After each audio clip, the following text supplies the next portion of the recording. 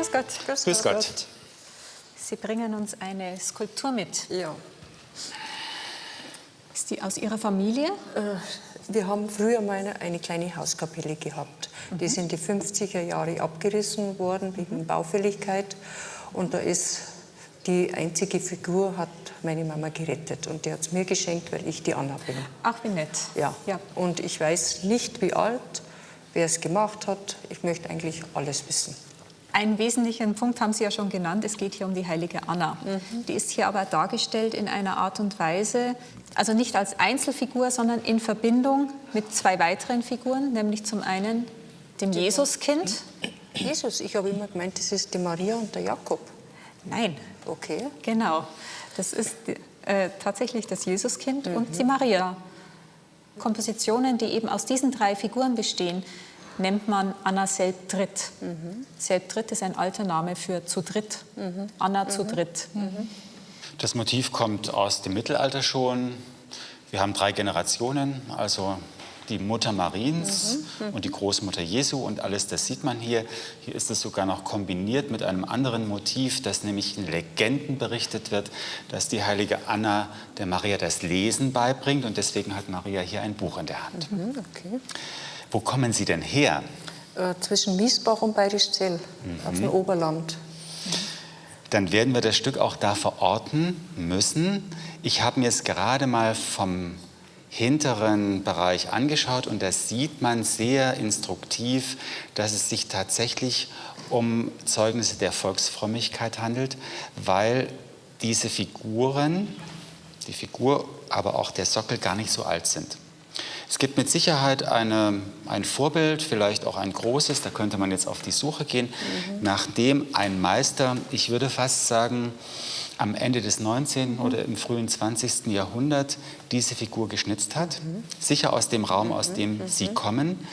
Und häufig ist es so, dass solche Dinge einen Bezug zu lokalen Figuren haben. Man wollte also in der Hauskapelle das im Kleinen haben, was es vielleicht in der Pfarrkirche oder in der Klosterkirche oder in der Wallfahrtskirche im Umkreis in groß gegeben hat. Der Sockel, der dabei ist, passt jetzt rein stilistisch nicht sonderlich gut dazu. Der ist vielleicht einmal ergänzt worden oder er war vorhanden und die Figur ist darauf gestellt worden. Das spielt aber auch keine große Rolle, denn es ist ja richtig bezeichnet mit St. Anna, es ist die heilige Anna dargestellt. Und auch wenn die Figur natürlich nicht so wahnsinnig alt ist. Das überrascht mich eigentlich, weil ich habe immer gemeint, die alte Hauskapelle. Naja, wann wurde die Kapelle gebaut? Wissen Sie das? Also wie gesagt, in den 50er Jahren war sie baufällig und ist abgerissen worden. Gut, dann kann die Figur schon gut 60 Jahre in der Kapelle gestanden sein.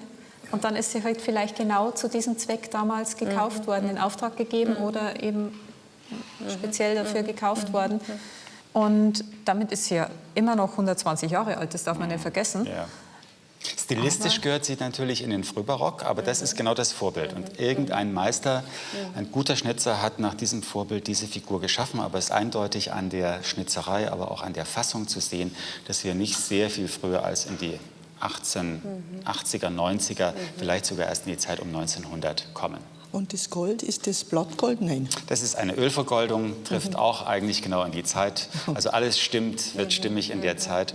Genau. Und wenn man das jetzt in einer Auktion anbieten möchte, wird sich der Ansatzpreis, also der Schätzpreis, irgendwo um die 200-300 Euro bewegen. Was in der Auktion selbst dann rauskommt, das weiß man nicht. Es wird nicht sehr viel höher gehen, weil es einfach keine alte Figur ist. Aber sie ist schön, sie ist ordentlich geschnitzt und sie ist in der Darstellung gerade mit der lesenden Maria sehr ansprechend. Ansprechend, originell und vor allem die Geschichte, die sie ja mit dieser Figur verbindet, das ist ja das Wesentliche. Ich verkaufe sie nicht, das kriegen irgendwann meine Enkel und die sollen es auslosen. Ist da eine Anna mit dabei? Bis jetzt nicht. Also darum wird es ausgelost. Sehr gut.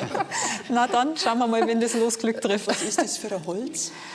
Das sieht aus wie Linde. Das ist das Holz, was in der Zeit auch des späten 19. Jahrhunderts vielfach benutzt worden ist. Es lässt sich leicht schnitzen und für solche Dinge ist das wohl benutzt worden. Und wenn Sie das an Ihre Enkel weitergeben, ist es die beste Entscheidung. So ist es. Vielen Dank. Wiedersehen. Wiederschauen. Dankeschön.